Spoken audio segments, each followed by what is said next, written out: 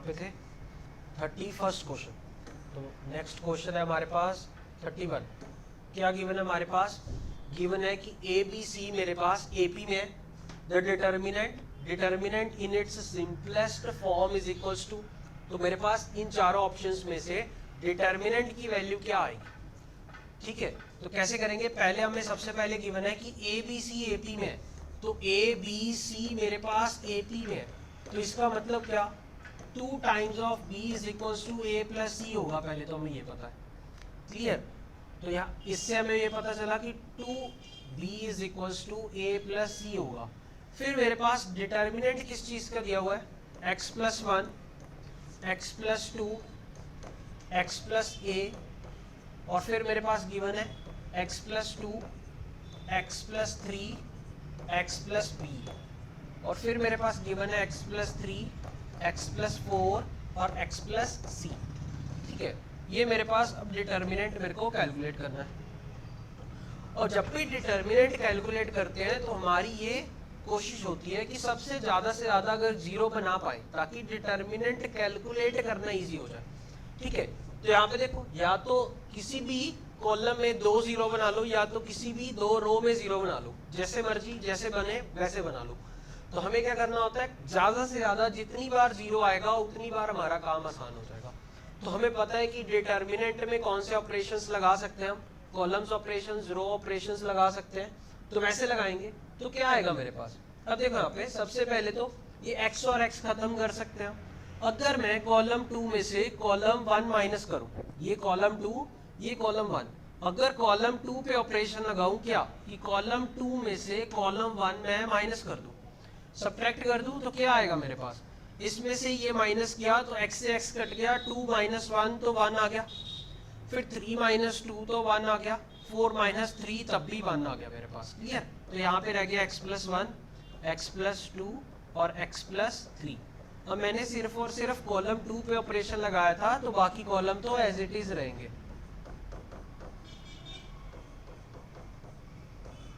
अब देखो, अब मैंने क्या बोला था कि हमें या तो एक कॉलम में 2 जीरो बन जाए या तो एक रो में 2 जीरो बन जाए। अब यहाँ पे देखो मेरे पास सेकंड कॉलम में, यहाँ पे मेरे पास सेकंड कॉलम में 1 1 1 बन रहा है, तो हमें क्या करना है? अब जीरो बनाना है। तो मैं क्या करूँ? रो 2 में से रो 1 माइनस कर दूं, और रो 3 में से भी अगर मैं रो 2 माइनस कर दूं। ठीक है, तो पहले क्या करो? पहले तो इसे एज इट इज लिखो। यहाँ पे देखो मेरे पास, इधर मैं स्पेस बना लूँ, तो यहाँ पे क्या करो? पहले तो मेरे पास रो 2 पे ऑपरेशन लगाओ। क्या? रो 2 से क्या करो मेरे पास? रो 2 से रो 1 सब्ट्रैक्ट कर दूं अगर मैं। ठीक है, तो मेरे पास क्या रह जाएगा? तो डिटर्मिनेंट आ गया x plus 2 minus x plus 1, तो ये भी मेरे पास क्या रह गया? 1 1 माइनस 1 तो मेरे पास 0 रह गया। x plus B minus x, तो x से x कट गया, और b माइनस a, तो ये मेरे पास आ गया b माइनस a डिटर्मिनेंट। यहाँ पे इससे इसको सब्ट्रैक्ट करूंगा तो मेरे पास रह जाएगा 1, इससे इसको करूंगा तो मेरे पास रह गया 0। अब इससे अगर मैं इसको माइनस करूंगा तो क्या रह जाएगा मेरे पास? c minus B. ये मैंने क्या किया? रो 3 में से, अब मैं क्या करूं? चलो ऐसे करो, रो 3 में से रो 2 को भी सब्ट्रैक्ट कर दिया मैंने। ठीक है, तो मेरे पास क्या आया? रो 3, दोनों ऑपरेशन एक साथ लगाए। क्या किया? रो 3 में से भी मैंने क्या किया? रो 3 माइनस रो 2।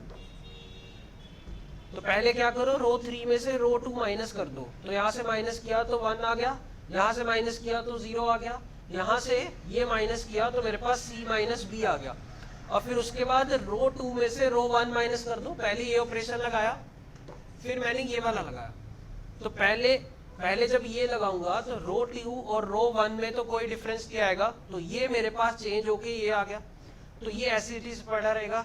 फिर उसके बाद जब मैं नेक्स्ट ऑपरेशन लगाऊंगा तो रो 2 में से रो 1 माइनस करना है, तो 1 ये मैंने माइनस किया तो ये आ गया, और रो 1 को दोनों ऑपरेशन में कोई चेंज नहीं आया मेरे पास, तो ये 1 हो गया और ये x प्लस a हो गया।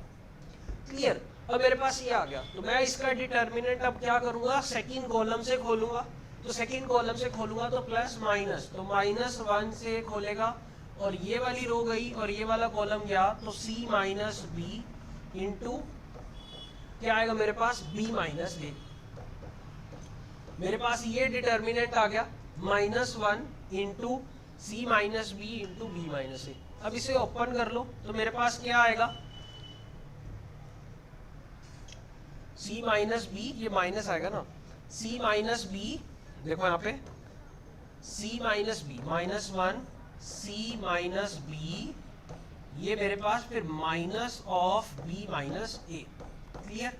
अब फिर मेरे पास c माइनस बी तो माइनस बी प्लस ए, ये आ गया मेरे पास, नेगेटिव लगा हुआ है। अब देखो यहाँ पे बीच में क्या बन गया मेरे पास, a plus C minus 2b, और ये नेगेटिव, और ये डिटर्मिनेंट की वैल्यू आ गई मेरे पास कि डिटर्मिनेंट इसके इक्वल होगा। अब देखो मेरे पास गिवन क्या था, सबसे पहले मेरे पास क्या था, ए बी सी अगर AP में है तो 2b is equals to a plus C है, तो 2b प्लस a प्लस सी के इक्वल है, तो a plus C minus 2b is equals to 0 होगा ना, तो ये मेरे पास क्या आ गया, 0 आ गया। तो डिटर्मिनेंट की वैल्यू मेरे पास 0 आएगी। क्लियर। अब देखो मेरे पास क्वेश्चन नंबर 32, तो answer is my B option, that is determinant is 0। अब देखो मेरे पास क्वेश्चन नंबर 32, तो 32 क्वेश्चन क्या कहता है, the harmonic mean of the roots of the equation. अब वो कहता है इस रूट के जो मेरे पास इस इक्वेशन के जो रूट आएंगे उसका हार्मोनिक मीन क्या होगा मेरे पास। क्लियर। तो इसे कैसे कैलकुलेट करेंगे, अब देखो मेरे पास इक्वेशन है, इक्वेशन के रूट, अब मेरे पास क्या, अगर मेरे पास इक्वेशन होती है तो मेरे को पता है कि अगर रूट है तो मतलब क्या, जो रूट होते हैं वही मेरे पास ए और बी, अगर मेरे पास दो टर्म्स होंगे उनका अरिथमेटिक मीन को मैं ए से लिखूंगा और उनके ज्योमेट्रिक मीन को मैं जी से लिखूंगा और उनके हार्मोनिक मीन को मैं एच से लिखूंगा। अब वो अगर मेरे पास इस इक्वेशन के रूट होंगे तो मेरे पास इक्वेशन पता है कि क्या होगी, तो X square minus 2ax plus G square is equals to 0 होंगे। अगर ये इक्वेशन है तो इसके जो रूट होंगे वो मेरे पास क्या होंगे। अब देखो यहाँ पे मेरे पास ये इक्वेशन होनी चाहिए, अब ये इक्वेशन से मेरे पास ये इक्वेशन से इस इक्वेशन को कंपेयर करो तो क्या होगा, तो इस इक्वेशन में 5 प्लस रूट 2x स्क्वायर और minus of 4 plus root 3x और plus 8 plus 2 root 3 is equals to 0 given है। अब इस इक्वेशन को इस इक्वेशन से कंपेयर करना है तो पहले एक्स स्क्वायर को कोफिशिएंट 1 बनाओ तो ये इधर आ जाएगा डिवाइड में, तो X square minus 4 plus root 3 divide by 5 plus root 3 root 2, ये आ जाएगा into X plus 8 plus 2 root 3 divided by 5 plus root 2, मेरे पास ये आ गया इज इक्वल्स टू 0। क्लियर। अब ये इक्वेशन में जो मेरे पास रूट होंगे तो मेरे पास क्या होंगे, वो कैसे होंगे, एक तो हमें ये पता होता है क्या रूट कैसे होंगे, एक तो a plus minus root A square minus G square, ठीक है ना, तो हमारे पास ऐसे रूट्स होते हैं। तो अब मेरे पास रूट्स ऐसे हैं तो एक हमारे पास रिलेशन ये होता है कि ये इक्वेशन मेरे पास ऐसे लिखी होगी, इसके रूट्स इसको फॉलो करेंगे। अब जब मेरे पास क्या आ जाएगा, तो यहाँ से मेरे पास क्या आ गया, 2a की value 2 times of arithmetic mean क्या आ गया मेरे पास 4 प्लस रूट 3 और नीचे आ गया 5 प्लस रूट 2, और यहाँ से मेरे पास ज्योमेट्रिक मीन का स्क्वायर क्या आ गया, यहाँ से 8 प्लस 2 रूट 3 और 5 प्लस रूट 2, मेरे पास ये आ गया। अब मेरे पास a की वैल्यू क्या आ गई, तो a की वैल्यू अरिथमेटिक मीन आ गया मेरे पास 4 plus root 2 divided by 5 plus root 2 को 2 से मल्टीप्लाई कर दो, तो ये मेरे पास आ गया। अब मेरे पास एक रिलेशन पता है क्या कि जी स्क्वायर इज इक्वल्स टू मेरे पास क्या होता है a इंटू एच। अब मेरे को हार्मोनिक मीन चाहिए तो हार्मोनिक मीन किसके इक्वल होगा, जी स्क्वायर बाय ए स्क्वायर, तो मेरे पास जी स्क्वायर की वैल्यू क्या आ गई मेरे पास, ये आ गई, तो 4 plus 2 root 3 8 plus 2 root 3 divided by 5 plus root 2, और फिर मेरे पास a की क्या वैल्यू आ गई, a की वैल्यू आ गई 4 प्लस रूट 3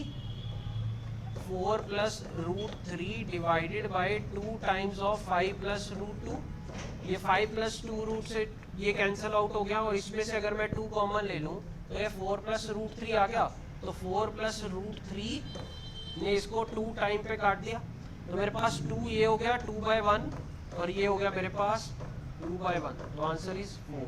तो मेरा हार्मोनिक मीन क्या आ गया, 4 आ गया।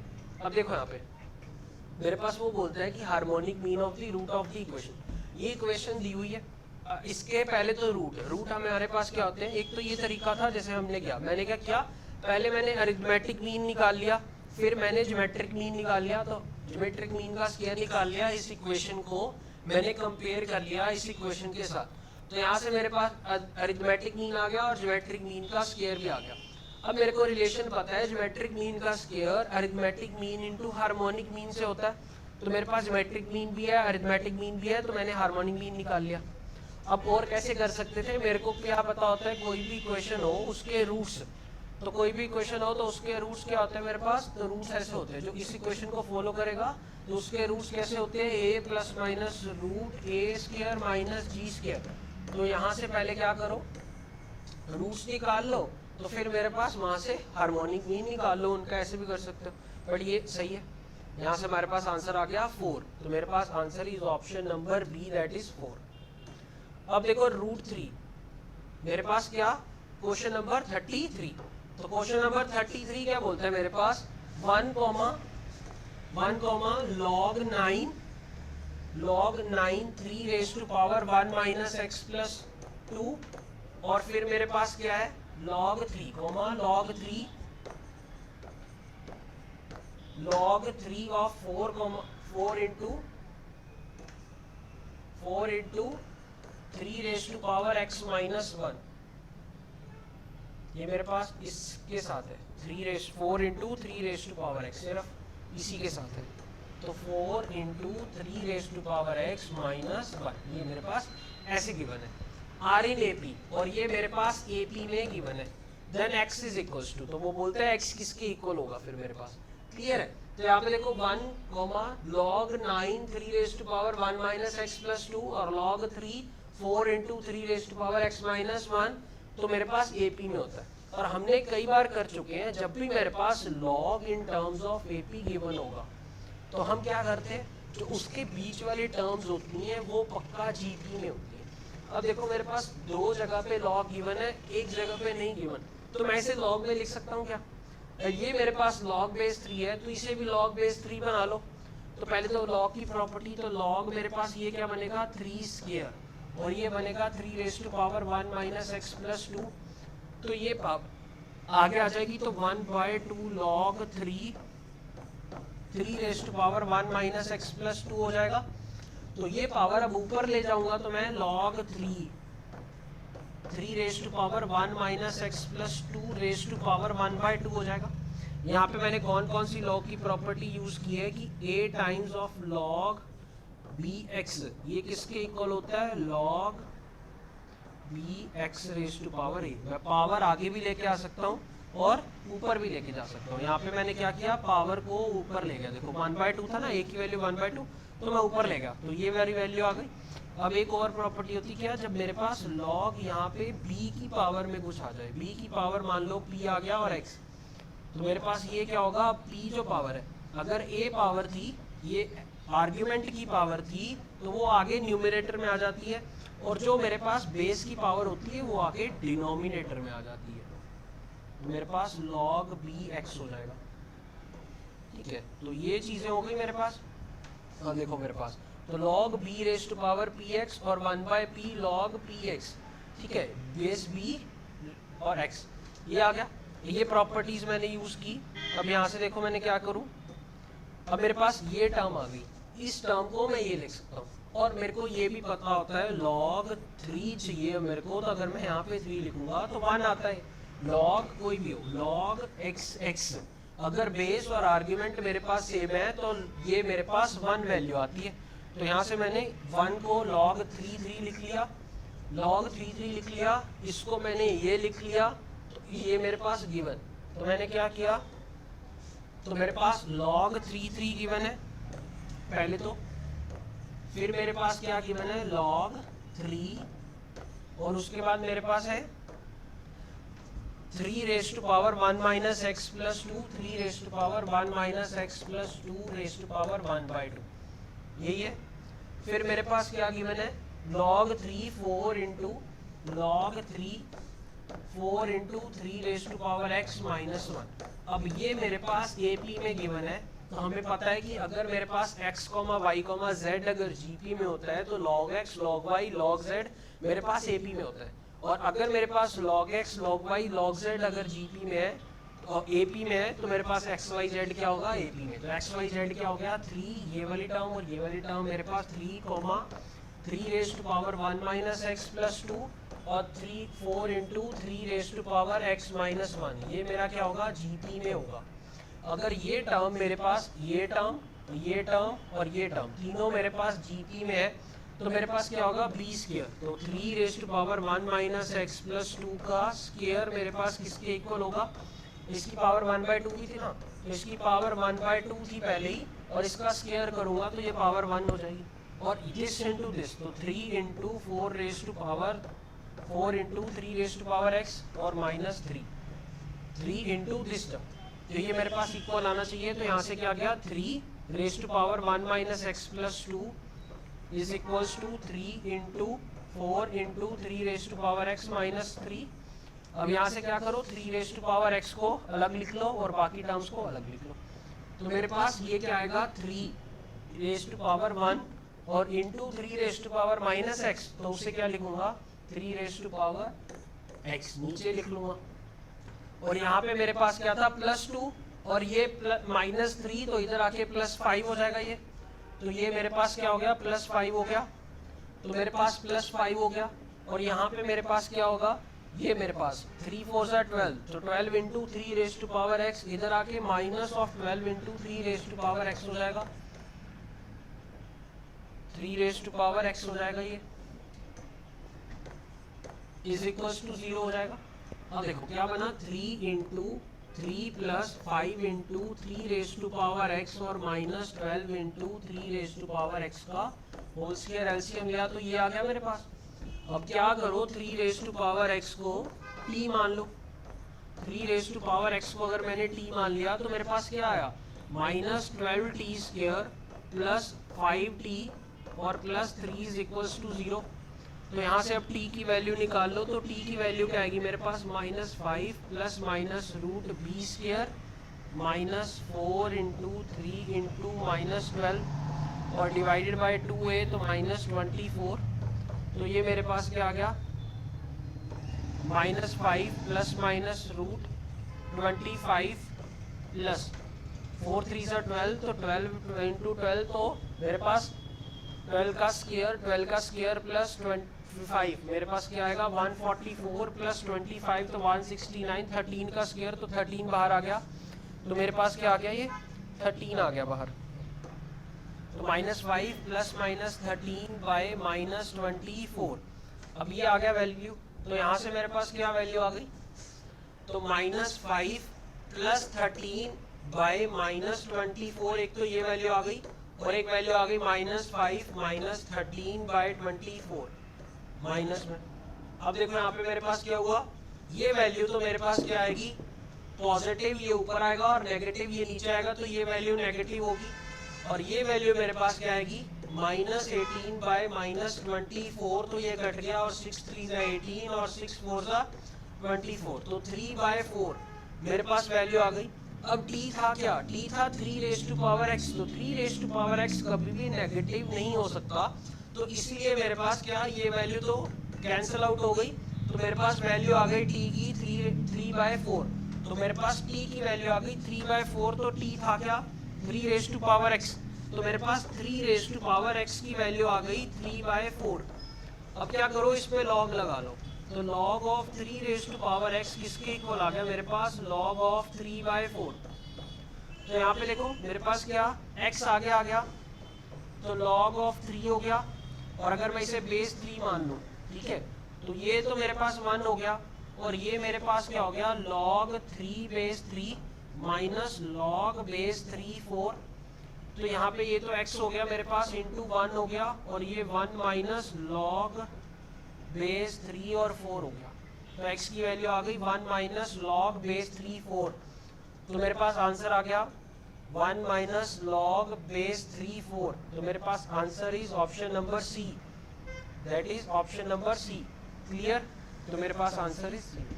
देखो यहाँ पे हमने क्या किया, पहले तो मेरे को ये रिजल्ट पता है क्या कि अगर ये मेरे पास log x log y log z अगर AP में होंगे तो x y z GP में होंगे, पक्की बात है। फिर मैंने क्या किया, x y z को GP में, इसको पहले log बनाया, फिर इसको भी log 3, log बेस सेम होना चाहिए तो पहले log का बेस सेम किया, फिर मैंने अंदर जो टर्म आई उसको मैंने GP मान लिया। GP मेरे को पता है कि GP होगी, और GP होगी तो वहां से मैंने क्या किया, B का स्क्वायर, अगर x y z अगर मेरे पास GP में है तो y square is equals to x into z होता है। तो वहां से मैंने क्या किया, ये इक्वेशन बना ली, एक 3 रेज़ टू पावर x में मेरे पास इक्वेशन आ गई। अब 3 रेज़ टू पावर x को मैंने t मान लिया तो वहां से क्वाड्रेटिक इक्वेशन आई t में, वहां से मैंने t की वैल्यू निकाली तो t की वैल्यू आ गई मेरे पास, एक तो नेगेटिव आई और t मेरे पास था क्या, 3 रेज़ टू पावर x। तो 3 रेज़ टू पावर x कभी भी नेगेटिव नहीं होता, तो वहां से मेरे पास एक नेगेटिव जो आ रही थी वैल्यू वो मेरे पास कैंसिल आउट हो गई, वो नहीं आ सकती, रिजेक्ट हो गई, और जो पॉजिटिव वैल्यू आ रही थी वो आ रही थी 3/4। तो 3 रेज़ टू पावर x की वैल्यू आ गई 3/4। तो दोनों तरफ अगर मैंने log ले लिया तो वहां से मेरे पास x की वैल्यू आ गई। क्लियर?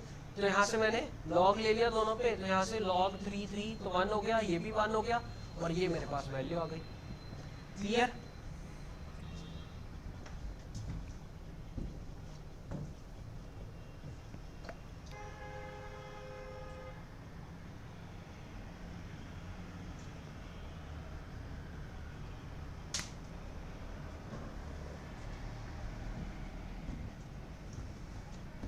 अब देखो मेरे पास 34 क्वेश्चन, तो 34th क्वेश्चन में क्या है, the sum of n terms of 2 APs are in the ratio, sum of n terms of the 2 APs, दो अलग अलग AP हैं, उनकी मेरे पास n टर्म्स तक का सम मेरे पास रेशो में दे रखा है। मतलब फर्स्ट जो मेरे पास AP होगी उसकी n टर्म का सम, और नीचे जो दूसरी AP होगी उसका सम का रेशो ये दे रखा है। Then the ratio of their 11th term is, उनकी 11th टर्म, AP ऊपर वाली अलग है नीचे वाली अलग है, इन दोनों की 11th टर्म का रेशो क्या होगा, और सम का रेशो दे रखा है मेरे पास। नोट कर लिया क्वेश्चन? तो देखो मेरे पास अब 2 AP हैं, तो क्या पहले की फर्स्ट टर्म A मान लेते हैं प्लस, अब मेरे पास पहले की टर्म फर्स्ट टर्म A मान लेते हैं और दूसरे की B मान लेते हैं, और डिफरेंस D1 मान लेते हैं, डिफरेंस D2 मान लेते हैं। दो अलग अलग AP है ना, तो फर्स्ट टर्म और डिफरेंस अलग अलग होगा। अब लेकिन वहां पे उसने बोला कि sum of n terms of 2 APs, तो मतलब नंबर ऑफ टर्म्स की बात तो सेम हो रही है। अब sum of n terms of AP, ये वाली AP अलग होगी, ये वाली AP अलग होगी, इनका सम, तो इसको n से डिनोट करते हैं और इसको Pn से डिनोट कर लेते हैं, कुछ भी, ठीक है, सम है, sum of first n terms of first AP और sum of first n terms of second AP। तो यहाँ पे मेरे पास क्या लिखा है, तो मेरे पास लिखा हुआ है रेशो क्या है, 7n+1 अपॉन 4n + 27। क्लियर? अब ये क्या होगा मेरे पास, तो n/2 2a plus n-1 into d1 होगा, और ये मेरे पास क्या होगा, n/2 2a plus 2b plus n-1 into d2। मेरे पास फर्स्ट टर्म ऑफ ये फर्स्ट टर्म पहली AP की A है और कॉमन डिफरेंस D1 है, फिर मेरे पास दूसरी AP की फर्स्ट टर्म B है और कॉमन डिफरेंस D2 है, और नंबर ऑफ टर्म्स तो n ही है, तो ये मेरे पास किसके इक्वल दे रखा है, 7n+1 अपॉन 4n + 27। तो यहाँ पे देखो जब n/2 और n/2 ये तो कैंसिल आउट हो गए, और ये मेरे पास बच गया 2a plus n-1 into d1 upon 2b plus n-1 into d2 is equals to 7n+1 upon 4n + 27। मेरे पास ये आ गया। अब मेरे पास चाहिए क्या, मेरे पास ये चाहिए कि दोनों APs की 11th टर्म की रेशो क्या होगी। तो मतलब क्या, मेरे पास फर्स्ट AP की 11th टर्म क्या होगी, a plus 10d, a plus 10d1 और b प्लस 10d2, ये होगी मेरे पास। अब ये चाहिए रेशो मेरे को, और मेरे को दिया क्या हुआ है, ये दिया हुआ है, तो अब मेरे को इन दोनों को इनसे यहाँ तक पहुँचना है, तो कैसे करूँगा। अब देखो पहले तो a और b दोनों के साथ 2 है, तो 2 को क्या करो, कॉमन ले लो और सब कैंसिल आउट हो जाएंगे, तो पहले 2 हटाएगा, इसका कोफिशिएंट मैंने सेम किया, तो मैं इसका कोफिशिएंट सेम किया तो 2 कॉमन ले लिया, तो a plus n minus one by two d1 आ गया, और ये मेरे पास आ गया b plus n minus one by two into d2 आ गया। 2 से 2 तो कैंसिल आउट हो गया, और ये मेरे पास किसके इक्वल है 7n plus one, 7n plus one upon 4n plus 27 के इक्वल है। अब यहाँ से देखो ये टर्म और ये टर्म को कंपेयर करो, चाहिए मेरे को ये और गिवन मेरे को ये, तो इसका मतलब क्या होगा मेरे पास n minus one by two किसके इक्वल होगा 10 के इक्वल होगा कि नहीं होगा। तो 10 के अगर इक्वल आ गया तो ये जो मेरे पास टर्म आएगी ये तो ये बन गई, और n की वैल्यू यहाँ से जो आएगी वो यहाँ रख दूंगा, तो मेरे पास n की वैल्यू आ गई यहाँ से 21, n की वैल्यू आ गई मेरे पास यहाँ से 21, तो 21 रखूंगा तो माइनस वन 10 20 और 2 को 10, तो a प्लस 10 d1 और b प्लस 10 d2 यही चाहिए था मेरे को, और n की वैल्यू 21 तो यहाँ पे भी रख दो, तो मेरे पास क्या आ गया यहाँ पे जब मैं n की वैल्यू 21 रखूंगा तो 7 इंटू 21 प्लस 1, और नीचे आ गया मेरे पास 4 इंटू 7 4 इंटू 21 प्लस 27, तो ये रेशो क्या आएगी मेरे पास, ये कैलकुलेट कर लो, ये मेरे पास क्या आएगा 7 इंटू 21 और ये मेरे पास प्लस 3, ठीक है, तो 7 और 7 टू 14 तो प्लस 1, और नीचे आ गया मेरे पास 4 और 8 84 प्लस 27, तो ये मेरे पास क्या आ गया 148, तो ये मेरे पास आ गया 148 डिवाइडेड बाय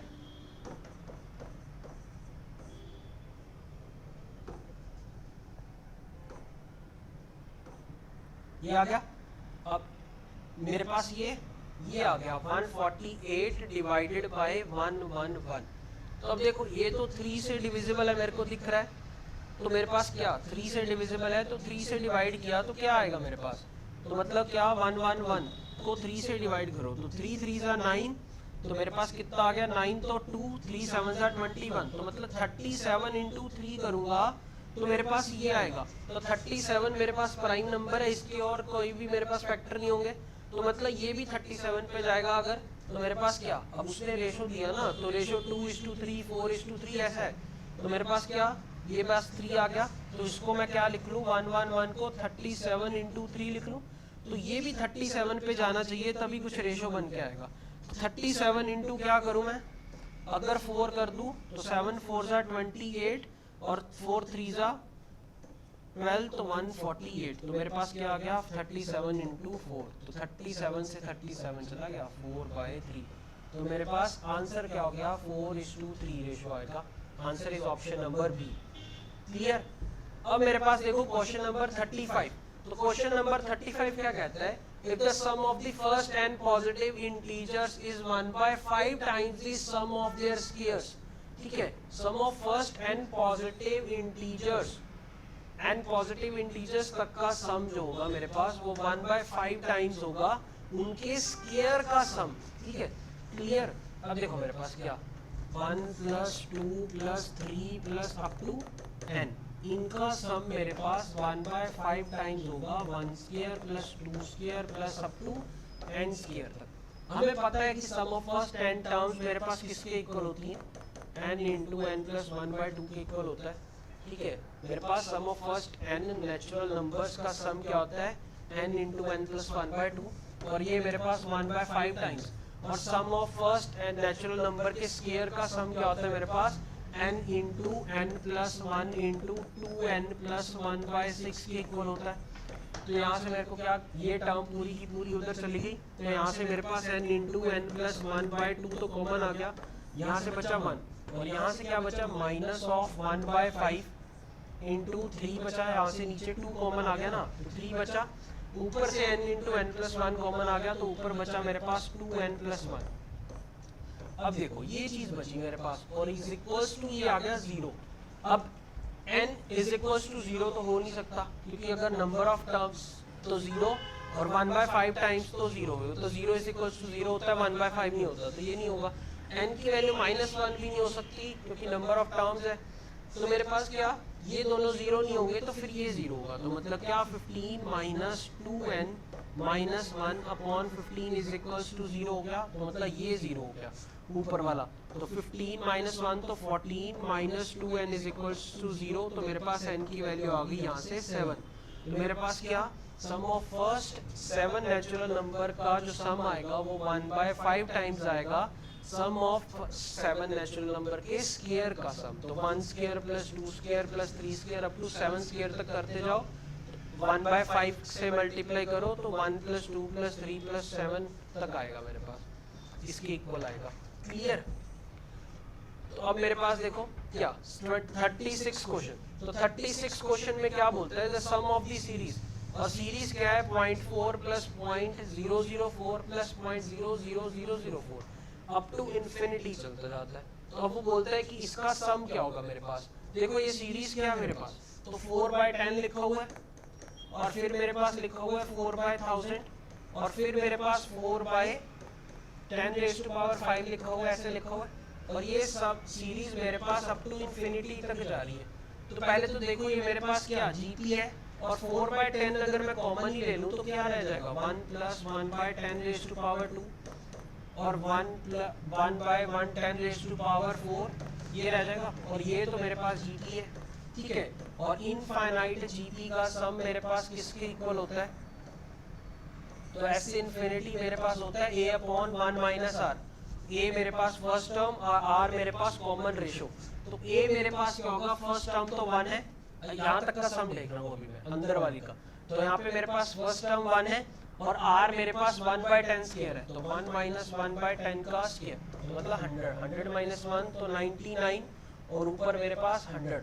तो sum of infinite terms of this series मेरे पास आ गया 100/99 और 4/10 इंटू 100/99। तो क्या आएगा, 0 से 0 गया, तो मेरे पास आ गया 40/99। तो answer is option number C, that is 40/99। Clear? यहाँ से क्या किया, ये मेरे पास वैसे भी जीपी बन रही है, तो जीपी बन रही है तो सीधा ही लगा दो। चाहे ऐसे करके करोगे तो थोड़ा कैलकुलेशन आसान हो जाएगा, क्योंकि 4/10 बार बार नहीं लेना पड़ेगा। अब देखो 37th क्वेश्चन। तो 37th क्वेश्चन में वो क्या बोलता है, the sum of the integers from 1 to 100 which are not divisible by 3 और 4 is। अब वो कहता है कि मेरे पास 1 से लेके 100 तक इंटीजर्स का सम करना है which are not divisible by 3 और 5, जो कि या तो 3 से डिविजिबल हो या तो 5 से डिविजिबल हो। उनको छोड़ के बाकी सारे के सारे इंटीजर्स का मेरे पास सम क्या आएगा 1 से लेके 100 तक। पहले तो देखो मेरे पास क्या, अगर मैं सारे के सारे 1 से लेके 1 प्लस 2 प्लस 3 अप टू 100 तक का सम ले लूँ, तो वो क्या होगा, मेरे पास sum of first n natural numbers है, तो n इंटू n प्लस 1, तो 100 इंटू 100 1/2, तो ये आएगा। अब ये 1 से लेके 100 तक सारे जो नेचुरल नंबर्स है उनका सम आ गया। अब वो क्या कहता है, मेरे पास इनमें से वो निकाल दो नंबर जो 3 से या 5 से डिविजिबल है। तो पहले 3 वाले, तो 3 वाले नंबर्स क्या आएंगे, 3, 6, 9 अप टू 99 तक जाएगा। ये वाले नंबर्स का वो कह रहा है सम हटा दो, क्योंकि ये नंबर नहीं आने चाहिए जो 3 से डिविजिबल है, उनको छोड़ के बाकी। तो अब ये नंबर क्या होगा, 3 से कॉमन ले लो, तो 1 2 3 अप टू 33।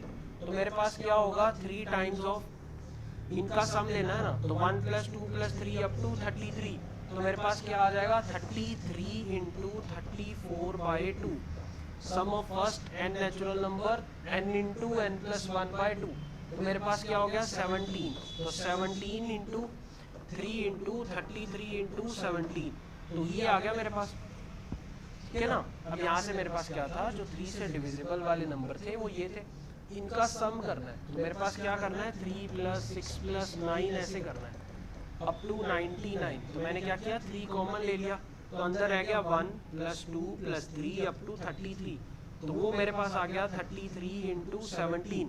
तो 33 इंटू 17 इंटू 3 मेरे पास क्या होगा, सम हो जाएगा जो नंबर मेरे पास 3 से डिविजिबल थे। तो यहाँ पे लिख लो, तो इसमें से मैंने माइनस कर दिया 3 इंटू 33 इंटू 17 बाय मेरे पास क्या आएगा, बस यही आएगा, ठीक है। अब ये 3 वाले माइनस हो गए। अब 5 वाले, तो 5 वाले नंबर कैसे होंगे मेरे पास, 5 वाले नंबर ऐसे होंगे 5 + 10 + 15 + अप टू 100। जो 5 से डिविजिबल होंगे वो सारे ये नंबर होंगे। तो इसमें से अभी अब 5 कॉमन ले लिया तो 1 + 2 + 3 + अप टू मेरे पास क्या आ गया 20 आ गया।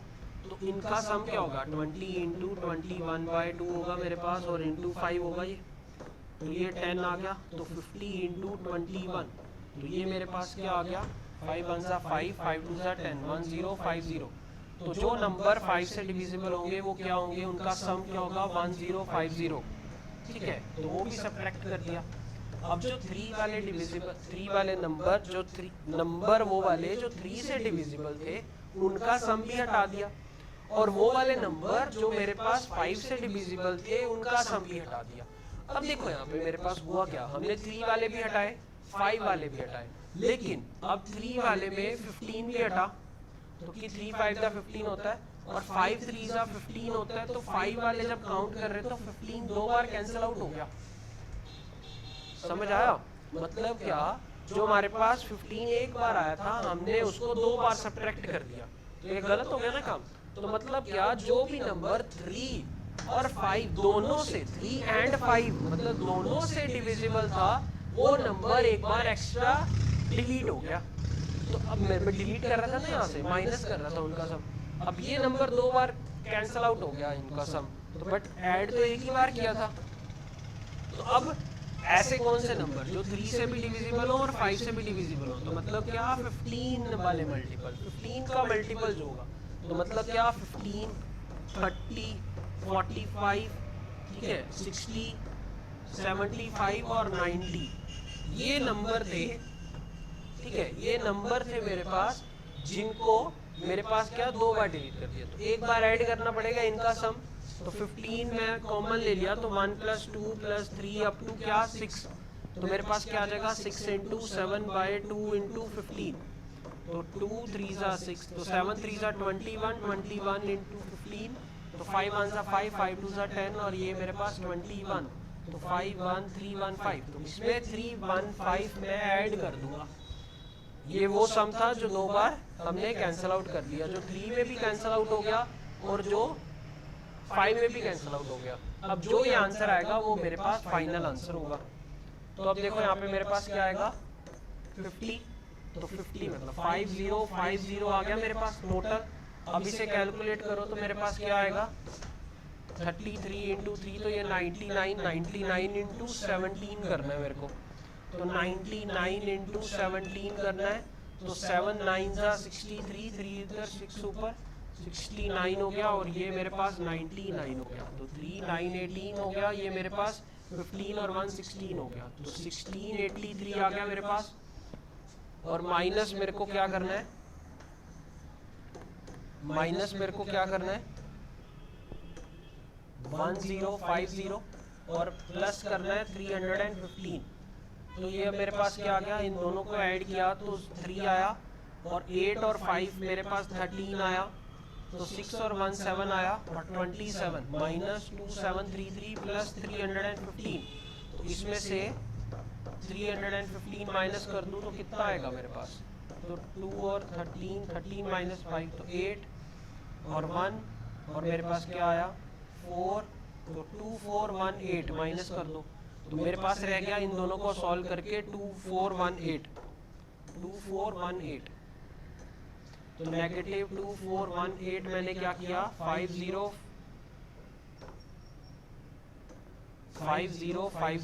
इनमें से माइनस कर दिया, तो इसमें माइनस कर दो 5050 से 2418, तो मेरे पास आ गया 4 और ये 10, तो 2 आ गया और ये मेरे पास आ गया 3 और 50 में से 24 गए तो 26, तो 2632 इज माय आंसर। मेरे पास क्या आंसर आ गया 2632, दैट इज 4, सी ऑप्शन।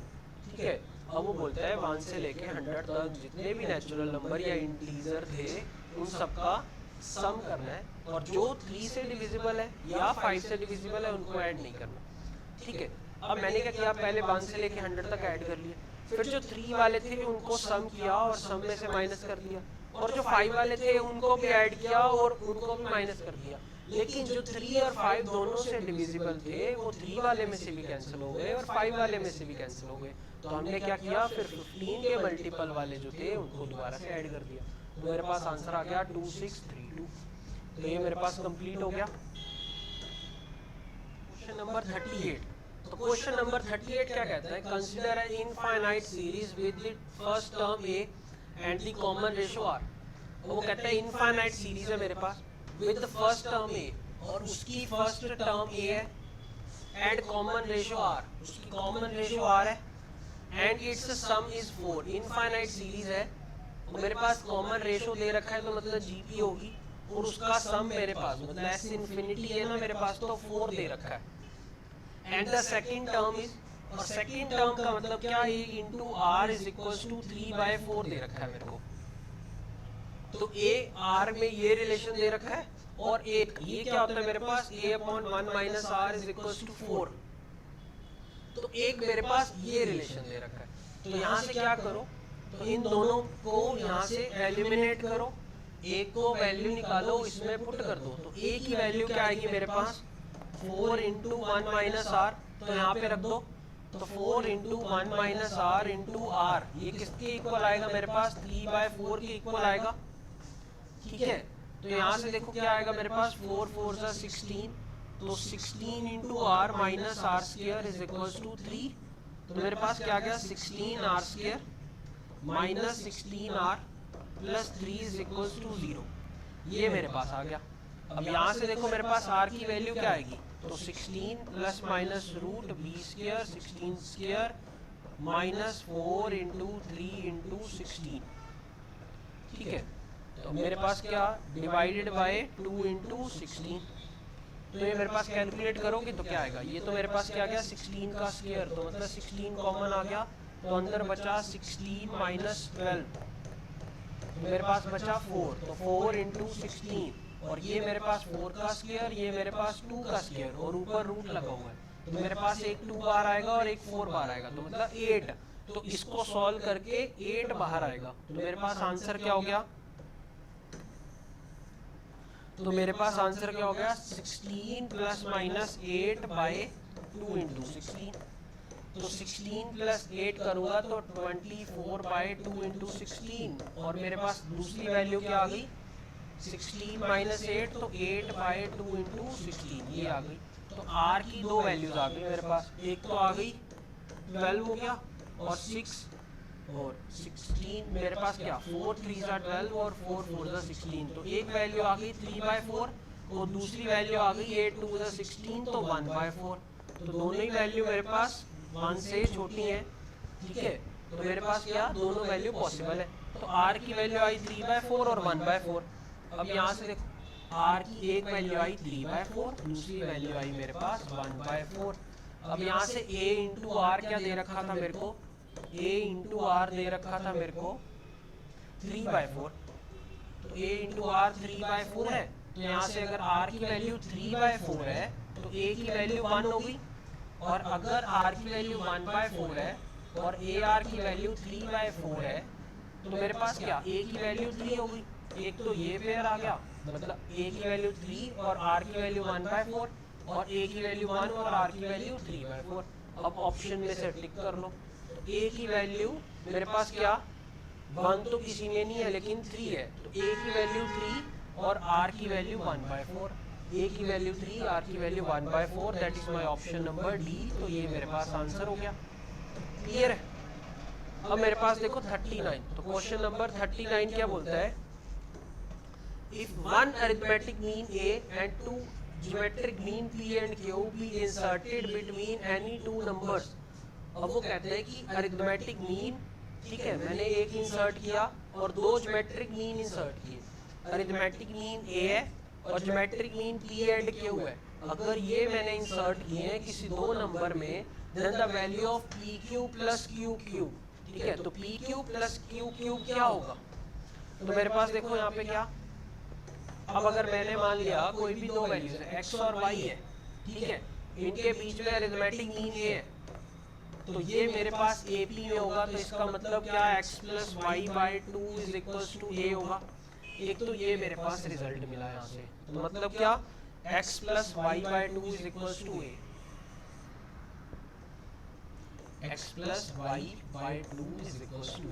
मेरे पास एक तो ये कंडीशन आ गई, और दूसरी देखो वो बोलते हैं x और y के बीच में मैंने दो ज्योमेट्रिक मीन रखे p q, ठीक है। तो यहाँ पे देखो ज्योमेट्रिक मीन, तो p मेरे पास किसके इक्वल होगा, हमने किया था कि a की वैल्यू, तो x का स्क्वायर y और रेज टू पावर 1/3, और q की वैल्यू मेरे पास की क्या थी, x इंटू वाई स्क्वायर, तो मेरे पास क्या 1/3।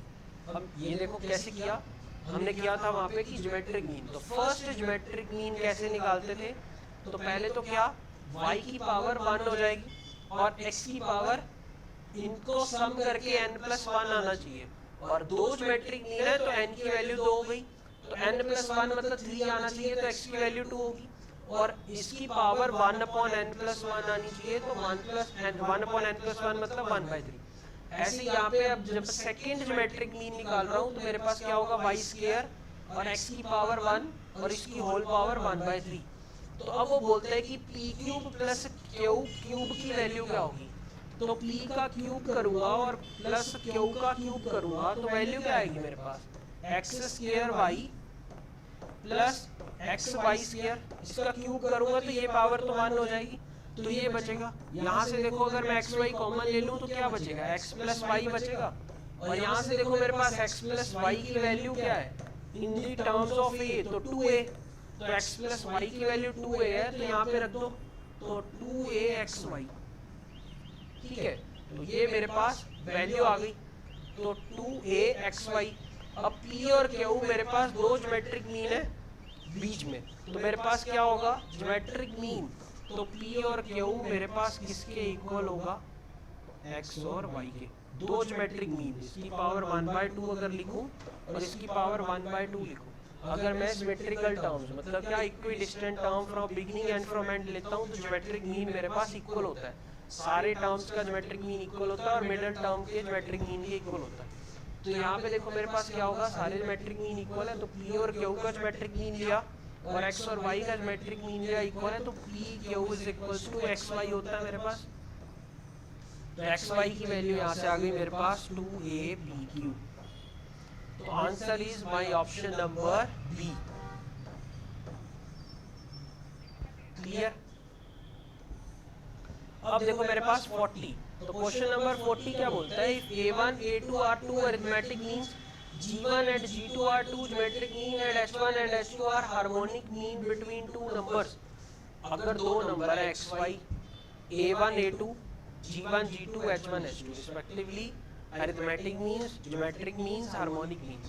तो मतलब क्या, यहाँ पे देखो अब, तो अगर मेरे पास x और y के बीच में arithmetic mean है a1 and a2 और x और y के बीच में ज्योमेट्रिक मीन है g1 और g2, तो मेरे पास x और y के बीच में दो हार्मोनिक मीन है h1 और h2। इसका मतलब क्या, मेरे पास ये मेरे पास AP होगी, ये मेरे पास GP होगी और ये मेरे पास HB होगी, ठीक है।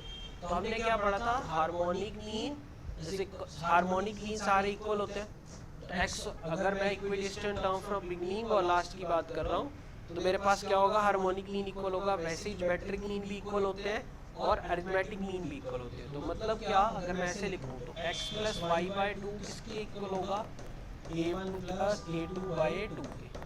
यहाँ से क्या आ गया मेरे पास, x plus y is equal to a1 plus a2, ठीक है।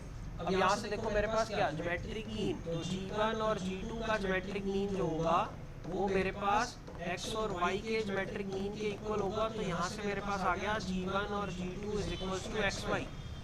क्लियर है। और फिर हार्मोनिक मीन, तो हार्मोनिक मीन क्या होता है मेरे पास, h1 plus h2 bye h1 h2, ठीक है। तो ये मेरे पास क्या होगा, हार्मोनिक मीन होगा। हार्मोनिक मीन कैसे देखते हैं, अगर मैं दिखाऊं तो क्या होगा, ये अगर HP में है तो 1/x और 1/h1 1/h2 और 1/y, ये मेरे पास क्या होगा, AP में होगा। तो अरिथमेटिक मीन क्या बोलता है, अरिथमेटिक मीन तो 1/h1 प्लस 1/h2 अपॉन 2, ये किसके इक्वल होगा, 1/x प्लस 1/y बाय 2 के, तो मतलब क्या h1 प्लस h2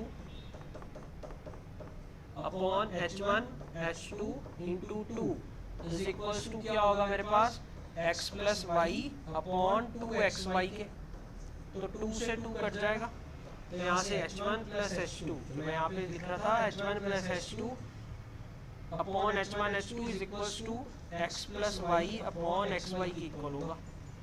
क्लियर? तो यहाँ से मेरे पास ये इक्वेशन आ गई। अब मेरे पास देखो वो पूछ रहा है a1 plus a2 upon h1 plus h2 क्या होगा। अब देखो तो तीनों की वैल्यू आ गई, तो यहाँ से मेरे पास पूछ रहा है a1 plus a2 upon h1 plus h2 किसके इक्वल होगा। तो यहाँ से a1 प्लस a2 तो आ गया मेरे पास क्या x प्लस वाई के इक्वल होगा, और ठीक है, और h1 प्लस h2 किसके इक्वल होगा x plus Y into h1 h2 और डिवाइड बाय xy। तो यहाँ से ये कैंसिल आउट हो गया और ये xy ऊपर चला गया, xy अपॉन h1 h2 ये आ गया। अब देखो x और y को एलिमिनेट करना है क्योंकि x और y मैंने लेट किए थे। x और y की वैल्यू मेरे पास है g1 g2, तो मेरे पास क्या आएगा g1 g2 upon h1 h2, तो मेरे पास आंसर ये आ गया g1 g2 upon h1 h2। तो answer is my option number B, that's the correct answer.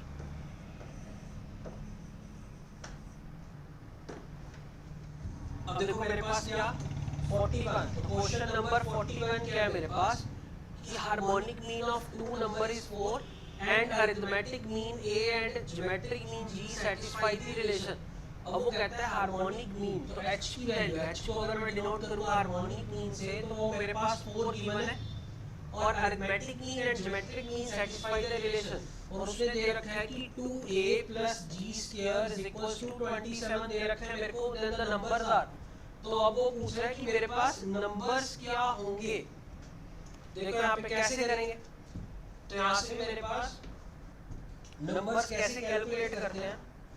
अगर मेरे पास दो नंबर्स के बीच में हार्मोनिक मीन, अरिथमेटिक मीन और ज्योमेट्रिक मीन गिवन है, तो क्या करो पहले तो देखो यहाँ पे तो हार्मोनिक मीन गिवन है और एक रिजल्ट और मेरे पास गिवन है क्या कि g square is equals to a into h होता है मेरे पास, ठीक है। तो यहाँ से g square is equals to a into h होता है, मतलब arithmetic mean into harmonic mean करूंगा तो वो ज्योमेट्रिक मीन का स्क्वायर आएगा मेरे पास।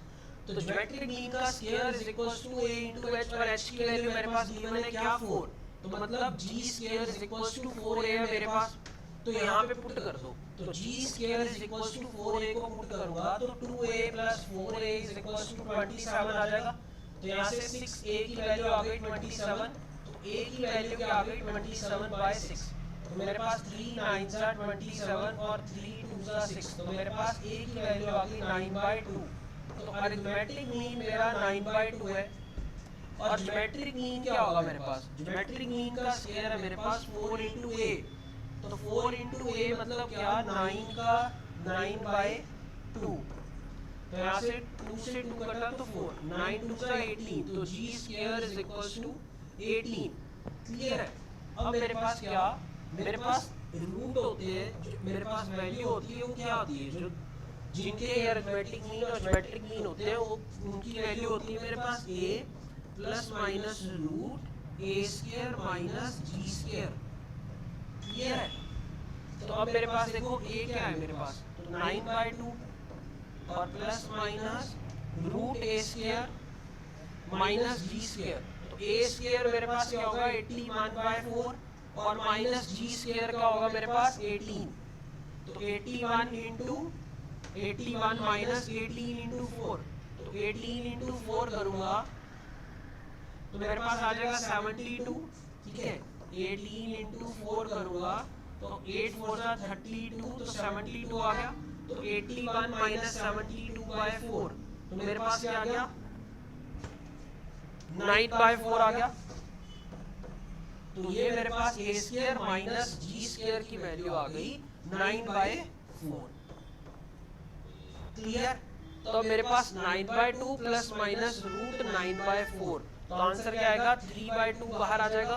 तो मेरे पास क्या आएगा यहाँ से तो दोनों वैल्यूज क्या आ जाएंगी x, y। अगर दो रूट है मेरे पास या फिर दो वैल्यूज है जिनका अरिथमेटिक मीन, ज्योमेट्रिक मीन और हार्मोनिक मीन की वैल्यू कर रहा हूँ, तो मेरे पास क्या आ जाएगा 9/2 प्लस माइनस 3/2। तो ये मेरे पास क्या आ गया 9 प्लस 3 तो 12/2 और दूसरा आ गया मेरे पास 9 माइनस 3 तो 6/2। तो ये आ गया मेरे पास 6 आ गया और ये मेरे पास 3 आ गया। तो एक 6 तो दूसरा 3, तो नंबर मेरे पास क्या आ गए 6,3। That is my option number A.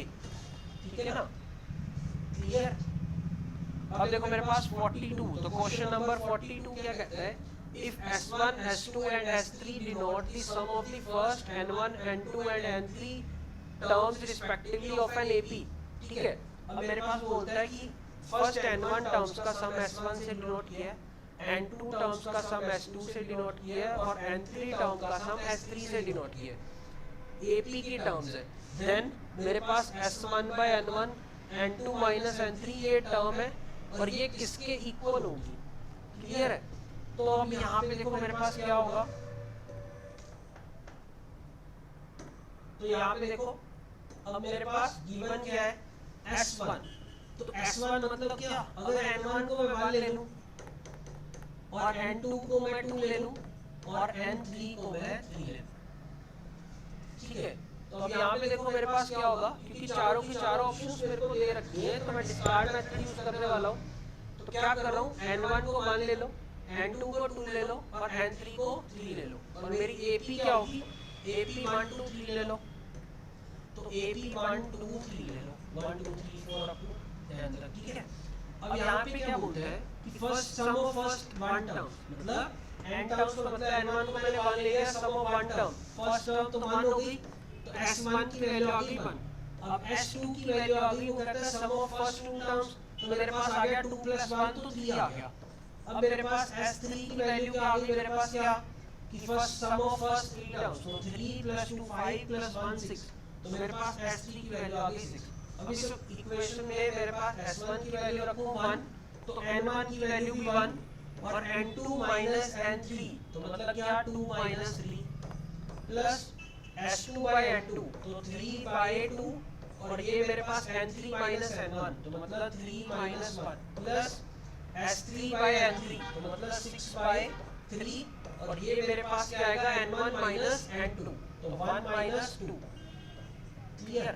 तो यहाँ पे देखो 2 माइनस 3 तो -1 और 3 माइनस 1 तो 2, 2 से 2 कटा तो 3 और प्लस 1 माइनस 2 तो -1 और 3 2 सा मतलब 3 2 पे गया और यहाँ पे आया माइनस, तो -2।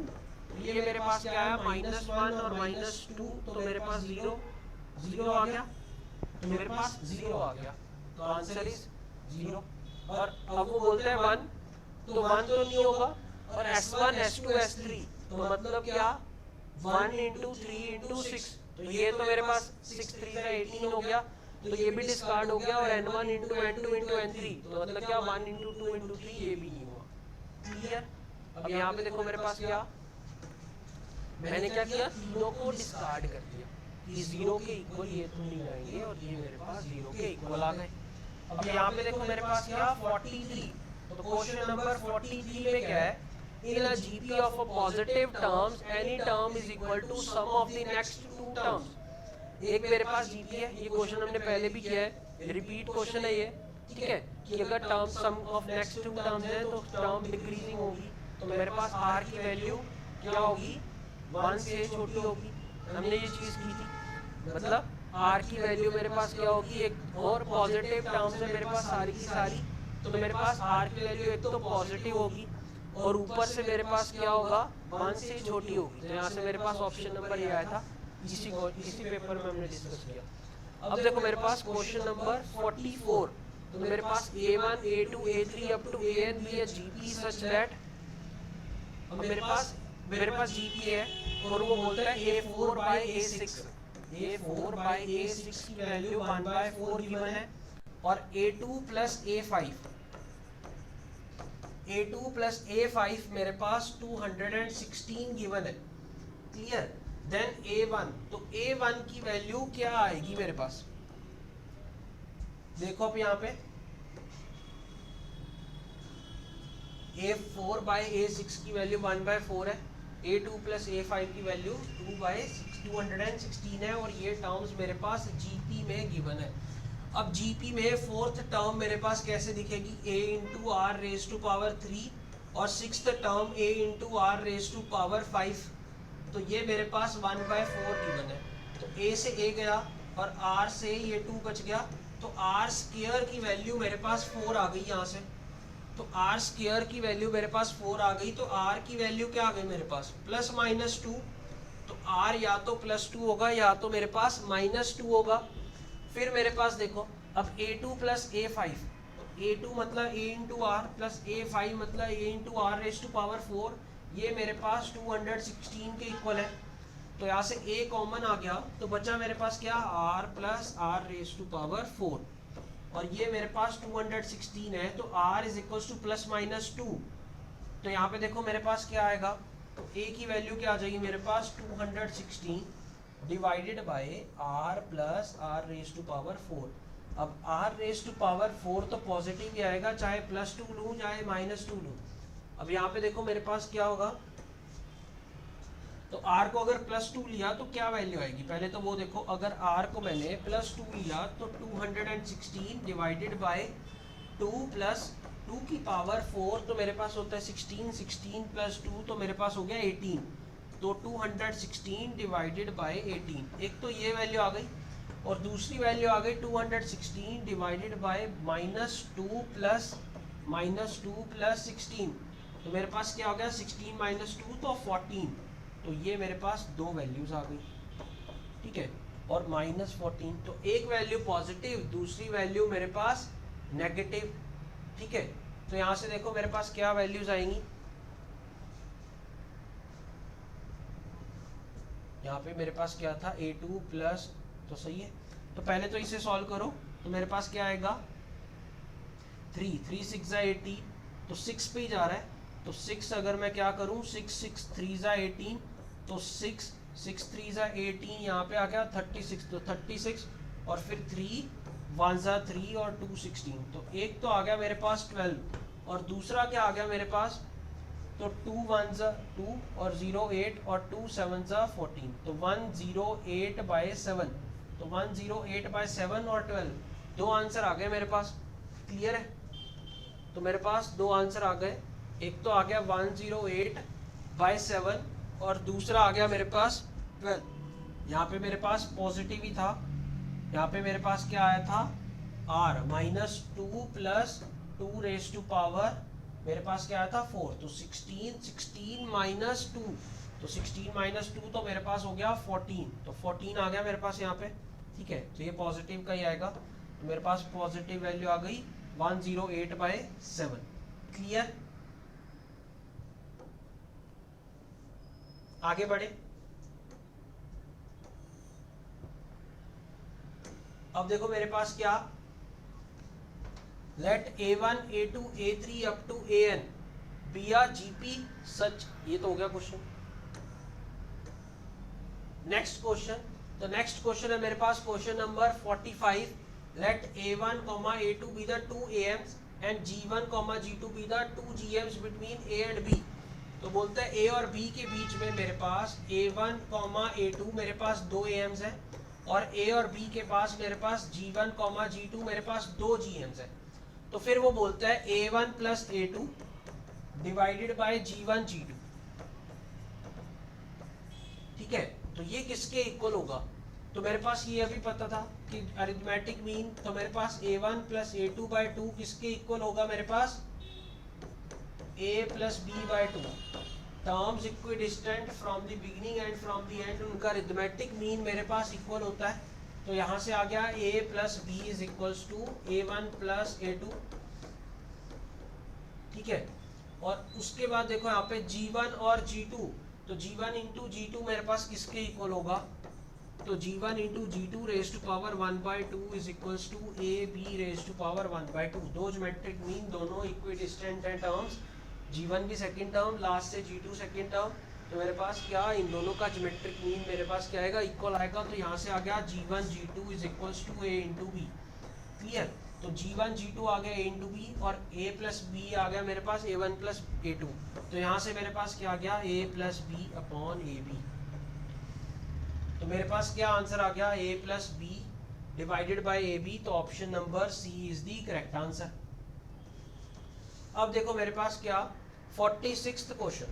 तो 46th क्वेश्चन मेरे पास बोलता है कि अगर मेरे पास A B C D are in H P, A B C D are in H P, तो मेरे पास क्या, अगर ये मेरे पास हार्मोनिक प्रोग्रेशन है, ए बी सी डी मेरे पास अगर हार्मोनिक प्रोग्रेशन है, देन तो इसमें से मेरे पास कौन सा सही रिलेशन है। तो A plus B is greater than C comma D, और मेरे पास A plus C is greater than B plus D, ये मेरे पास होगा। तो इसे कैसे करेंगे देखो ध्यान से। तो मतलब क्या, अगर मेरे पास 1 2 3 4 अगर मेरे पास ए पी में है, तो हमें क्या पता है कि 1 और 1/2 1/3 और 1/4 ये मेरे पास एच पी में होंगे। क्लियर है। अब वो पूछता है कि कौन सा रिलेशन। तो पहले देखो फर्स्ट ऑप्शन में क्या है मेरे पास, अब देखो यहाँ पे, तो फर्स्ट ऑप्शन में पूछता है कि a plus B is greater than C plus D. तो मेरे पास a plus B is greater than C plus D. ठीक है, तो a प्लस बी मतलब 3/2, और मेरे पास ग्रेटर देन है 1/3 प्लस 1/4 से। तो ये तो बात सही है, क्योंकि 1 और 1/2 इन दोनों से बड़े हैं, तो इनका सम करूंगा तो ग्रेटर देन आएगा। ठीक है, तो हाँ कुछ हासिल नहीं हुआ। हमें क्या करना है, डिस्कार्ड करना है कि कौन सा सेटिस्फाई नहीं होगा। तो देखो यहाँ पे, तो उसके बाद बोलते हैं a प्लस सी, तो 1 प्लस 1/3 इज ग्रेटर देन मेरे पास क्या आएगा b प्लस डी। तो 1/2 प्लस 1/4, तो ये मेरे पास क्या आ गया, तो 4 आ गया नीचे, तो 2 प्लस 1 तो 3/4, और ये मेरे पास आ गया 4/3। तो ये बड़ा है, ये सीधा सीधा 1 से छोटा है, ये 1 से बड़ा है। तो मेरे पास क्या आ गया, तो बड़ा आ गया। तो ये भी सही है, यहाँ से भी कुछ हासिल नहीं हुआ। अब देखो यहाँ पे मेरे पास a plus D is greater than b plus C. अब वो बोलते हैं a प्लस डी, तो 1 प्लस 1/4 करूँगा तो मेरे पास b प्लस सी। ठीक है, तो मतलब क्या 1/2 प्लस 1/3, तो 1/2 प्लस 1/3 करूँगा तो क्या आएगा मेरे पास 6 करो, तो 3 प्लस 2 आ जाएगा, तो 5/6। मतलब क्या 1 से छोटा है और ये 1 से बड़ा है, तो ये भी ठीक है। तो ये भी अभी गलत नहीं हुआ। और डी ऑप्शन देखो, डी ऑप्शन बोलता है b प्लस सी, तो 1/2 plus 1/3 is greater then 1 plus 1/4, तो ये गलत हो गया। तो मेरे पास डी ऑप्शन यहाँ से हमने डिस्कार्ड किया। क्लियर, तो डी ऑप्शन तो कैंसिल आउट हो गया। अब देखो ये मेरे पास HP थी, ये मेरे पास HP थी, मतलब क्या इसका रिवर्स करूं तो ये मेरे पास AP थी। अगर मैं इसको उल्टा करके लिख दूं तो 4 3 2 1, ये अभी भी मेरे पास AP में है। तो मतलब क्या 1/4 1/3 1/2 और 1, ये मेरे पास अभी भी HP में होंगे। तो अगर ये HP में है तो देखो, अब देखो फर्स्ट रिलेशन, तो A प्लस बी, तो 1/4 plus 1/3 is greater then C plus D, तो 1/2 प्लस 1, तो ये गलत हो गया। ये 1 से बड़ा है, ये 1 से छोटा है, तो मेरे पास A भी गलत हो गया। अब देखो B ऑप्शन, देखो B ऑप्शन बोलता है A प्लस सी, तो 1/4 प्लस 1/2, और ये मेरे पास ग्रेटर देन कितना है 1 प्लस 1/3 से, तो ये भी गलत हो गया, क्योंकि ये तो मेरे पास 0.25 और ये 0.5, तो 0.75 1 से छोटा है और ये 1 से बड़ा है। तो मेरे पास B ऑप्शन भी डिस्कार्ड हो गया मेरे पास। तो मेरे पास बचा कौन सा option, C option. C option क्या बोलता है, A प्लस डी, तो 1/4, अगर 1/4 प्लस 1 करूँगा तो ये बड़ा आएगा 1/2 प्लस 1/3 से, तो ये अभी भी सही है। तो मैंने क्या किया, A B और D ऑप्शन को डिस्कार्ड कर दिया, तो मेरा आंसर इज C ऑप्शन। ठीक है, तो my answer is C option. तुम्हारा जो सही आंसर होगा वो C होगा। ठीक है, अब देखो मेरे पास क्या 47th क्वेश्चन। तो 47th क्वेश्चन बोलता है the sum of the series 1 plus 3x 1 plus 3x plus 6x square plus 10x cube, इसका सम अप टू इन्फिनिटी। तो मेरे पास क्या होगा, ठीक है, ये मेरे पास एक सीरीज दे रखी है, अप टू इन्फिनिटी बोलता है, तो इसका सम क्या होगा मेरे पास। अब इसको कैलकुलेट कैसे करेंगे, देखो यहाँ पे, अब ये मेरे पास क्या, ये तो जीपी बन रही है दूसरी वाली, x x square x cube और 3 प्लस 3 करूंगा तो 6 प्लस 3 करूंगा तो 9 आना चाहिए था। ये मेरे पास AP नहीं है। अगर AP होती तो फिर मेरे पास AGP फॉर्म में आ जाता। अब मेरे पास देखो क्या करूं अब मैं, तो इसे S मान लो, तो S मेरे पास क्या होगा 1 plus 3x plus 6x square plus 10x cube, ये मेरे पास हो जाएगा। ठीक है, अब मेरे पास क्या करो, S लिखो, ठीक है, और फिर क्या करो, इसको थोड़ा शिफ्ट करके लिखो, यहाँ पे लिखो 1 3 6 ऐसे करके एक एक आगे करके लिखो, और फिर इसे क्या करो x से मल्टीप्लाई कर दूं अगर मैं, तो फिर क्या हो जाएगा, ये x हो जाएगा, ये x हो जाएगा, x यहाँ पे क्या था 3x पहले था तो x स्क्वायर हो जाएगा, ये x स्क्वायर पहले था तो x क्यूब हो जाएगा। तो ऐसे आ जाएगा मेरे पास। अगर s को एक एक शिफ्ट करके लिखूं और x से साथ मल्टीप्लाई कर दूं तो यही आएगा। अब मैं क्या करूं, इसमें से इसको सब्ट्रैक्ट कर दूं, तो मेरे पास क्या बचेगा, ये सारे नेगेटिव में आ जाएंगे, ये सारे नेगेटिव में आ जाएंगे, तो मेरे पास क्या होगा 1, अब 3x माइनस एक्स तो प्लस 2x, और 6x square minus 3x square तो मेरे पास प्लस 3x स्क्वायर, 10 माइनस 4 तो मेरे पास 10 माइनस 6 तो 4x क्यूब, ये मेरे पास आ गया। अब देखो x स्क्वायर x क्यूब ये तो GP में ही है, और 1 फिर 2 फिर 3 फिर 4 ये भी AP में आ गया। तो AP की टर्म्स कॉरेस्पॉन्डिंग टर्म्स GP की कॉरेस्पॉन्डिंग टर्म्स के साथ प्रोडक्ट होने लग गई। ठीक है, तो मेरे पास इधर वाली टर्म, तो ये मेरे पास किसके इक्वल आ गया, यहाँ पे s minus of x of s, ये आ गया यहाँ पे इधर वाली साइड लेफ्ट हैंड साइड पे, और ये मेरे पास AGP बन गई अप टू इन्फिनिटी, और AGP का इनफाइनाइट टर्म था, सब मेरे को पता होता है क्या होता है मेरे पास, AB upon 1 minus R plus DBR upon 1 minus R का होल स्क्वायर होता है मेरे पास। क्लियर है, और ये मेरे पास किसके इक्वल होता है, s अगर कॉमन ले लूं तो 1 माइनस एक्स। क्लियर, तो यहाँ पे देखो अब मेरे पास क्या बचेगा, तो a तो मेरे पास 1 और b भी 1 और r मेरे पास क्या है x है, तो 1 अपॉन 1 माइनस एक्स, और प्लस d भी मेरे पास 1, b भी 1 और r मेरे पास x है, और 1 माइनस एक्स का होल स्क्वायर, ये आ गया मेरे पास। क्लियर, तो अब इसे देखो यहाँ पे क्या होगा मेरे पास, इसको एलसीएम लोगे तो 1 minus x plus x upon 1 minus X का होल स्क्वायर, तो यहाँ पे मेरे पास ये कट गया, तो आया क्या मेरे पास, तो मेरे पास s इंटू 1 माइनस एक्स की वैल्यू आ गई है, और ये क्या आई मेरे पास, s इंटू 1 माइनस एक्स की वैल्यू आ गई मेरे पास 1 अपॉन 1 माइनस एक्स का स्क्वायर। ठीक है, और इधर लेके जाऊंगा ये वाली टर्म, तो s की वैल्यू आ जाएगी 1 माइनस 1 बाई एक्स का होल क्यूब, तो answer is 1 upon 1 minus X का whole cube, that is my option number D. My option number D is the true. अब देखो मेरे पास क्वेश्चन नंबर 48, तो क्वेश्चन नंबर 48 क्या बोलता है, the sum of the series, तो मेरे पास सीरीज क्या है 1 upon 1 into 2 plus 1 upon 2 into 3 plus 1 upon 3 into 4 और plus plus plus dash up to 1 upon n into n plus 1। ठीक है, तो इसका सम पूछ रहा है मेरे पास क्या होगा, तो ये मेरे पास क्या लिखा हुआ है, पहले तो ये लिखो, इसे समेशन फॉर्म में लिख लो, तो ये मेरे पास क्या लिखा हुआ है 1 upon r into r plus 1 लिखा हुआ है, r from 1 to up to मेरे पास कहाँ तक है n तक, देखो यहाँ पे 1 रखूंगा तो 1 इंटू 2 तो 1 इंटू 2, फिर r को 2 रखूंगा तो 2 इंटू 3 तो 2 इंटू 3, r को 3 रखूंगा तो 3 इंटू 4, और n रखूंगा तो n into n plus 1। Clear, तो यहाँ पे अब देखो इस टर्म को मैं कैसे लिख सकता हूँ, r plus 1 minus r upon r into r plus 1 लिख सकता हूँ। ऊपर 1 लिखा था, उसमें क्या किया, प्लस माइनस r कर दिया। अब इन दोनों टर्म्स को अलग अलग कर दो, तो r plus 1 upon r into r plus 1 दोनों के नीचे डाल दिया, तो minus r upon r into r plus 1 रह गया।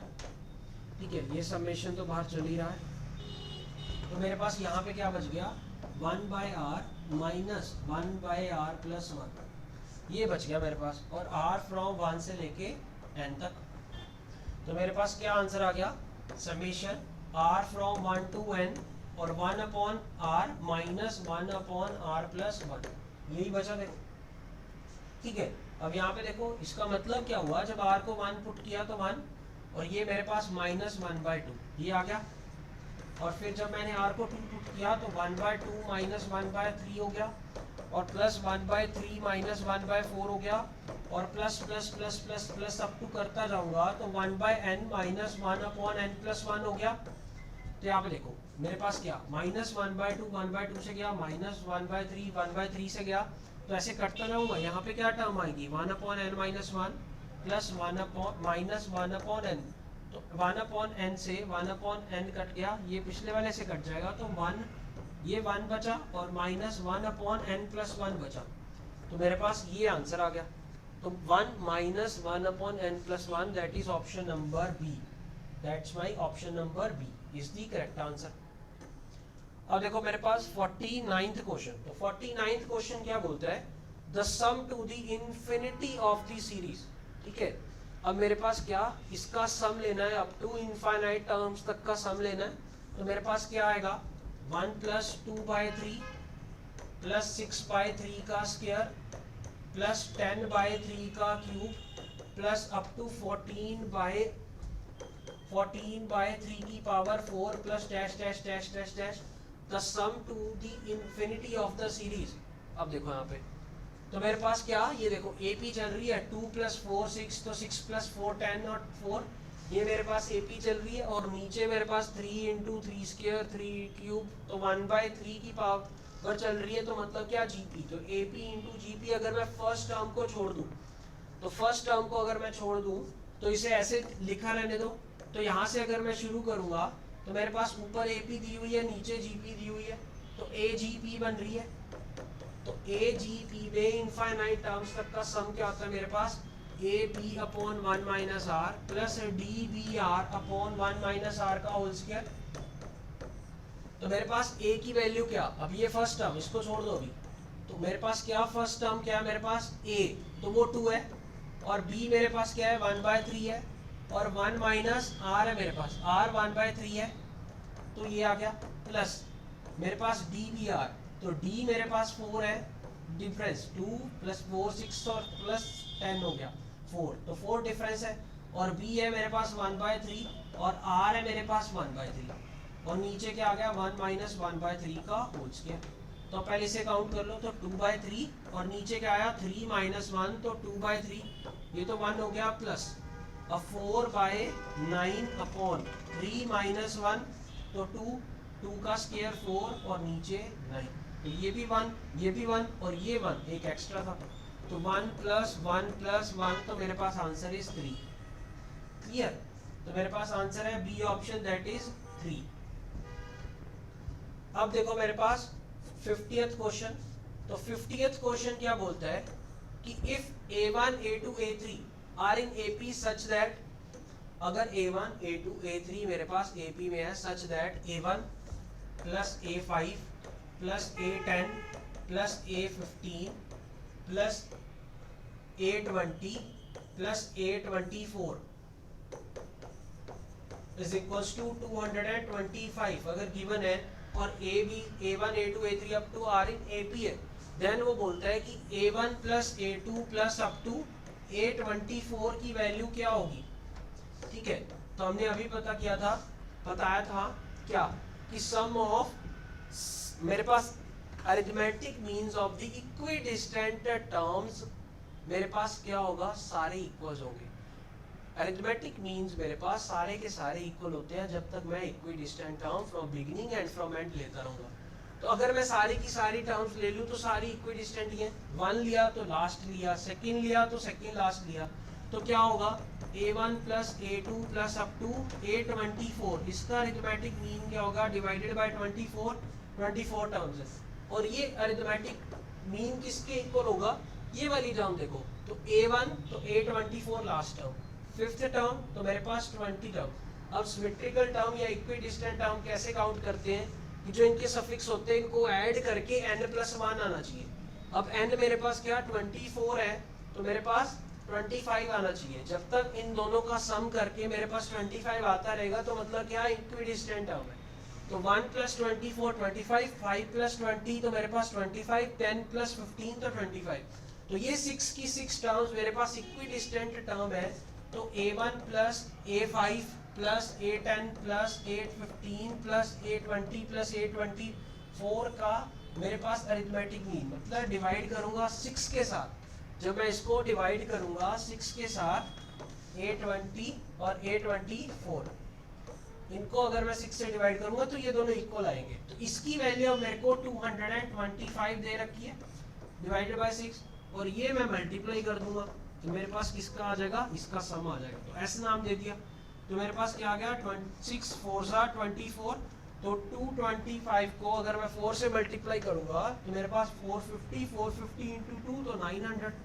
तो मेरे पास सम किसकी इक्वल आ जाएगा, a1 plus a2 plus up to a24 मेरे पास किसके इक्वल आ जाएगा, 900 के इक्वल आ जाएगा। तो ये मेरा आंसर हो गया। That is option number D, that is 900 is the answer. Clear.